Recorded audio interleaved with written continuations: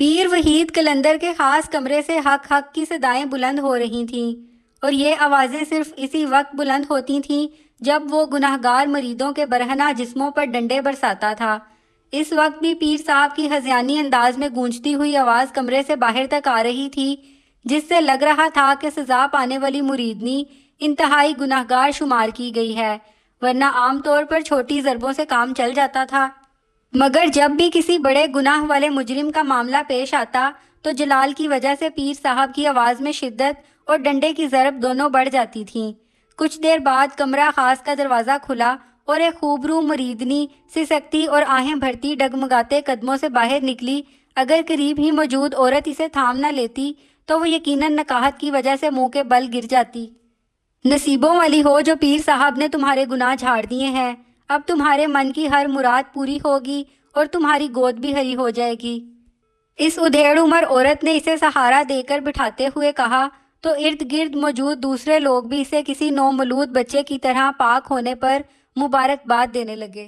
مزار کے بالمقابل میرا چھوٹا سا کریانہ سٹور ہونے کی وجہ سے میں یہاں آئے روز ہونے والے نت نئے تماشوں کا عینی شاہد تھا۔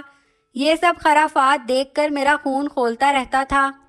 آج بھی اس خوبصورت اور پڑھی لکھی نظر آنے والی حوا کی بیٹی کی تذلیل دیکھ کر میری کن پٹیوں میں پھڑکنے والی رگیں بتا رہی تھیں کہ میرا فشار خون کا دباؤ خطرناک حد تک بڑھ چکا ہے۔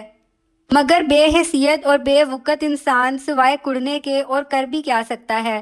بہرحال میں نے اپنے ضمیر کو مطمئن کرنے کے لیے محکمہ اوقاف اور متعلقہ تھانے میں بغیر شناخت کے تفصیلی حالات لکھ بھیجے تھے تاکہ کسی سانحے کا قبل از وقت ادراک اور سدباب کیا جا سکے۔ میری طرف سے کئی بار کی گئی نشاندہی کے باوجود حکام بالا کے کانوں پر جوں تک نہ رینگی۔ بے حس محکموں کی عزلی سستی اور نااہلی آڑے آ گئی، اور پھر وہ ہو گیا جس کا مجھے اندیشہ تھا۔ ایک دن پیر وحید قلندر نے دعویٰ کر دیا کہ اللہ تعالیٰ نے اسے مردوں کو زندہ کرنے کی کرامت اور طاقت بخش دی ہے۔ اب وہ کچھ گناہ گاروں کو اپنے عصائے قلندری سے پہلے ہلاک کرے گا اور پھر زندہ کرے گا تاکہ ساری دنیا اس کے مہدی ہونے کا مشاہدہ کر سکے۔ سرگودا کے اس بد نصیب چک نمبر 95 شمالی کا یہ سارا علاقہ پیر وحید قلندر کا معتقد تھا۔ اس دعوے سے اس کی اپنی جماعت میں ہی سراسیمگی پھیل گئی، مگر اس کی تقلید میں اندھے گونگے اور بہرے ہو چکے مریدوں نے اس ہر ذرہ رسائی پر بھی یقین کر لیا اور خود کو معصوم بچوں کی طرح پاک صاف کروانے کے لیے قربانی کے لیے پیش کر دیا۔ تو اس ولی کامل نے 1 اپریل کو لوگوں کے ساتھ وہ اپریل فول منایا جس کے بارے میں سن کر ہی انسانیت کا سر شرم سے جھک جاتا ہے۔ اپنی کرامت دکھانے کے لیے اس نے دن کی بجائے رات کے اندھیرے کا انتخاب کیا۔ وہ اپنے مریدوں کو بلاتا، انہیں نشہ آور مشروب پلاتا اور پھر عصائے قلندری سے مار مار کر ہلاک کرتا رہا، یہاں تک کہ اس نے 20 مریدوں کی جان لے لی، ان میں 4 خواتین بھی شامل تھیں۔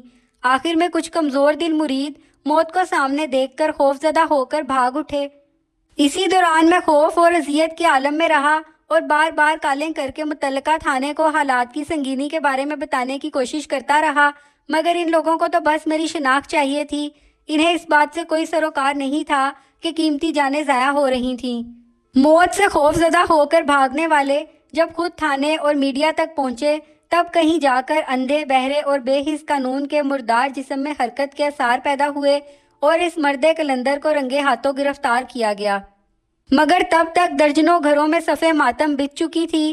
اس وحشی سانڈ نے فصلیں اجاڑنے کی حد کر دی تھی۔ اب اس کا مکافات عمل شروع ہوا تو میں بھی تجسس کے ہاتھوں مجبور ہو کر عدالتی کارروائی دیکھنے پہنچ جایا کرتا۔ وہاں جو باتیں سامنے آئیں ان کے مطابق وحید الیکشن کمیشن میں لیگل اسسٹنٹ کے علاوہ FIA میں لا آفیسر جیسے اعلیٰ عہدے پر رہ چکا تھا۔ مجرمانہ طبیعت کے ہاتھوں مجبور ہو کر وہاں بھی کرپشن اور اختیارات میں تجاوز کیا اور پھر سزا سے بچنے کے لیے قبل از وقت ریٹائرمنٹ لے لی۔ پھر اسی دوران وہ علی محمد قلندر گجر نام کے ایک شخص سے ملا۔ وہ مختلف بڑے شہروں میں تعویذ گنڈے کا کام کرتا تھا۔ وحید اس کا مرید خاص بن گیا۔ علی محمد قلندر نے انسانوں کو گناہوں سے پاک کرنے کا ایک انوکھا طریقہ ایجاد کیا ہوا تھا۔ وہ گناہ گار مرد خواتین کو ننگا کر کے ڈنڈے مارا کرتا تھا جس سے ان کے گناہوں کا کفارہ ادا ہو جاتا اور وہ پاک صاف ہو جاتے تھے۔ مرید خاص وحید قلندر بھی جلد ہی گناہ جھاڑنے کا ایکسپرٹ بن گیا۔ علی محمد قلندر کا 3 برس قبل انتقال ہوا تو اسے اس کے آبائی گاؤں چک 95 شمالی جو کہ ضلع سرگودا کے نواح میں ہے اس کی ذاتی زمین میں دفنا کر اس کی قبر پر مزار بنا دیا گیا۔ وحید قلندر اس مزار کا متولی اور مجاور بن کر سیاہ و سفید کا مالک بن بیٹھا۔ وہ اس وقت تک خود ساختہ ترقی کرتا ہوا اپنے نام کے ساتھ پیر اور قلندر کا لاحقہ جڑ چکا تھا۔ ظلمی بروزی کتب بننے کے بعد تو اس نے انسانیت کے ساتھ وہ کھلواڑ کیا کہ المان الحفیظ۔ تم اپنی صفائی میں کچھ کہنا چاہتے ہو؟ جج صاحب نے اپنی اینک کے اوپر سے وحید قلندر کی طرف دیکھتے ہوئے پوچھا جو کٹہرے میں سر جھکائے کھڑا تھا۔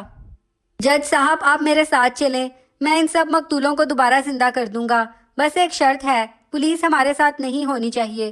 وحید قلندر کی بات سن کر جج صاحب کے چہرے پر بیزاری کے تاثر پھیل گئے۔ آپ اس بارے میں کیا رائے رکھتے ہیں؟ اس بار جج صاحب نے میڈیکل ایگزامینر کی طرف دیکھتے ہوئے پوچھا۔ ڈاکٹر صاحب اپنی جگہ پر کھڑے ہو گئے۔ سر، یہ ہمارے ملک کی تاریخ کا ایک انتہائی افسوسناک واقعہ ہے۔ یہ کٹہرے میں کھڑا ہوا شخص عبدالوحید مکمل فراڈ اور جرائم پیشہ شخص ہے۔ میرے پاس اس کی تازہ ترین رپورٹس ہیں۔ ان کے مطابق یہ ایک نفسیاتی بیماری ہائپوکانڈریا کے آخری لیول کا مریض ہے۔ اس مرض میں انسان ایک اختراعی دنیا آباد کر لیتا ہے جس کا وہ خود کو چیف سمجھتا ہے اور اس خیالی دنیا کو 100% حقیقت سمجھنے لگتا ہے۔ دنیا کے تقریباً سبھی جھوٹے ولی قلندر کتب نبی یا پھر ذلی بروزی نبی اسی ہائپوکانڈریا کے مریض تھے۔ علی محمد قلندر گجر اور یہ کٹہرے میں کھڑا ہوا انسان نما درندہ بھی اسی مرض کا شکار ہے۔ سب سے خطرناک صورتحال اس وقت پیدا ہوئی جب لوگ اندھوں بہروں کی طرح ان کے سامنے سجدہ ریز ہو گئے۔ آپ ہمارے معاشرے کی گراوٹ کا اندازہ اس بات سے لگا سکتے ہیں کہ ہم ہر اس شخص کو جو پتھر اٹھا کر ہر گزرنے والی گاڑی پر پھینک رہا ہو یا پھر وہ جو کپڑے اتار کر ننگ دھڑنگ بیچ بازار میں نکل آئے، ہم انہیں مشکل کشا سمجھ کر ان کے پاؤں چومتے ہیں اور تو اور ان کی بہتی ہوئی رالوں کو بطور تبرک اپنے چہروں پر مل لیتے ہیں۔ میری حکومت سے درخواست ہے کہ وہ ایسے تمام ولیوں پیروں کو جو خود کو مشکل کشا اور مردوں کو زندہ کرنے کے دعوے دار ہیں انہیں اٹھا کر سمندر میں پھینکوا دیں، پھر جو واقعی اپنے دعوے میں سچا ہوگا وہ بچ کر آ جائے گا۔ ڈاکٹر صاحب جرم کی اس مذہبی قسم پر تفصیل سے بات کر رہے تھے جبکہ میرے ذہن میں بار بار ایک ہی سوال کسی بچھو کی طرح ڈنگ مار رہا تھا کہ اصل مجرم کون ہے؟